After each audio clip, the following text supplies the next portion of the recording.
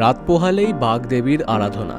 তবে যুব প্রজন্মের কাছে সরস্বতী পুজো মানে কেবল অঞ্জলি বা হাতেখড়ি নয়, বরং এটা বাঙালির নিজস্ব ভ্যালেন্টাইন্স ডে। বাসন্তী রঙা শাড়ি আর পাঞ্জাবিতে সেজে প্রেমের সেই দিনটিতে একে অপরকে গোলাপ উপহার দেওয়ার চল ইদানিং ব্যাপক বেড়েছে। আর এই প্রেমের জোয়ারেই কপাল খুলছে পূর্ব মেদিনীপুরের গোলাপ চাষিদের। পাঁশকুড়ার মাইশোরা অঞ্চলের বিঘার পর বিঘা জমিতে এখন শুধুই রঙের মেলা। বিশেষ করে সরস্বতী পুজোর দিন ম্যাডগোট, মিনি পার্লে এবং ব্যাঙ্গালোরের উন্নত প্রজাতির ডাচ গোলাপের চাহিদা থাকে তুঙ্গে। সাধারণ সময়ে একটি গোলাপের দাম 1 থেকে 1.5 টাকা থাকলেও পুজোর মুখে তার দর লাফিয়ে বেড়ে যায় 5 থেকে 6 টাকা। চাহিদার এই তুঙ্গে থাকার সুযোগে বাড়তি উপার্জনের স্বপ্ন দেখছেন গোলাপ চাষি ও ব্যবসায়ীরা। পাঁশকুড়া ব্লকের পূর্ব গুড়তলা গ্রামের কৃষক বন্ধুর গোলাপ খেতে গিয়ে দেখা গেল চরম ব্যস্ততার ছবি। সরস্বতী পুজোর বাজার ধরতে ভোর থেকেই বাগান থেকে ফুল তোলায় ব্যস্ত চাষিরা।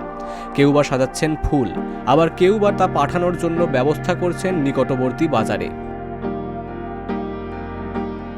এখন গোলাপের চাহিদা আছে, খারাপ নয়, গোলাপের চাহিদা এখন আছে।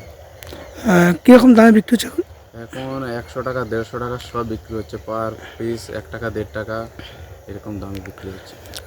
কি মনে করছেন, কেমন সামনে তো সরস্বতী পুজো আছে, কি মনে করছেন? সরস্বতী পূজা এবং ভ্যালেন্টাইন্স ডে মোটামুটি ভালোই যাবে, কারণ অন্য বছরের তুলনায় এই বছর পয়সা ভালো পাওয়া যাচ্ছে গোলাপের পিছু।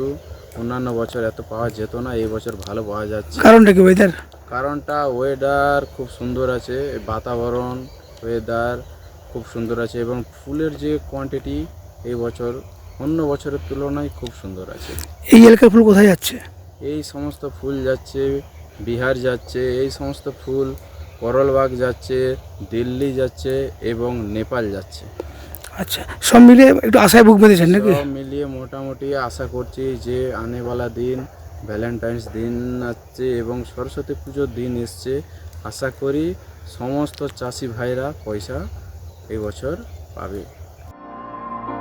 পাঁশকুড়া ও পার্শ্ববর্তী এলাকার কয়েক হাজার মানুষের অন্ন সংস্থান হয় এই ফুল চাষের উপর।